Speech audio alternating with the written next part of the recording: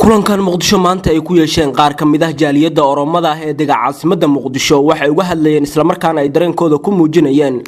wiil oromo ah oo ay sheegeen in Puntland ay ku dishay magaalada Gaalkacyo waa sida ay hadalka u dhigeen haddaba qaar ka mid ah dadkii oromada ee ka soo qayb galay kulanka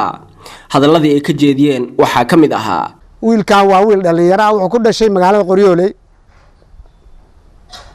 ekes oromo u dhashay laakiin waa nin Soomaali ah Qoryooley ku dhashay magaalada Gaalkacyo shaqo u tagay hotel ay leeyihiin buu ka shaqeynay qofka hal la dilo dilmada kama xumin inta la qaado 15 kiiloomitir magaalada inta laga bixiyay la dilay in la meed jiido midaas way mid annagana damqisay su'aasha taagan waxay tahay annagu Soomaaliya dal deris ayaan la nahay derisanahay dad isku dhiiganahay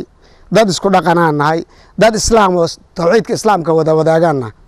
waxaan aad u xasuustay oo qalbigay ku soo dhacday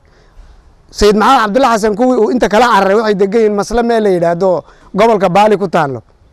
ayagoo magacoodii aan laga bedelin harti ah ay beerahoodii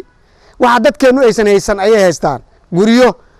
bun ay beeraha haystaan magacoodii hartina waa qaban gabdhoodiina waa guursanay kuwanina waa siinay nin garabka u saaran yahay marka ay leeyihiin waa wax la yaab wax ajiib ah nin mas'uul sheeganayo wasiira ay habeen dhaweeto wuxuu lahaa qof Oromo ah guri kama kireen kartaan qof Oromo ah shaqo ma siin kartaan maanta wuu idin la bari waa idin dilaya bal taariikhda horta intaan xasuusto qof dad Oromo dil lagu ma ogeyn dad nabadeed lagu ogaa isi akasiisan tarkaan fi silaahin barbaachifne gurbaata qorratti odoo hintayn ummata Oromoo ka akkareefu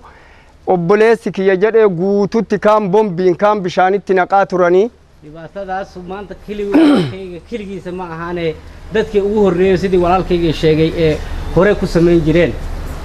kaan bombi tidani fitu mid bomba inta lagu xiro lagu dilo kaan ammo bishaani gannaqu mid kale baaba inta doonta lagu qaado biyo lagu daadiyo kaan ammo biyo keenna keessa baabnadani baabura naqani baabura darbani irra baasu kuwa kalena baabur inta lagu qaado xuduudka la sameeyo qaarna baabur inta laga daadiyo baabur la marsiyo ee dhacday Axmed Cumar Sheekh Nuur Hon Cable TV magaalada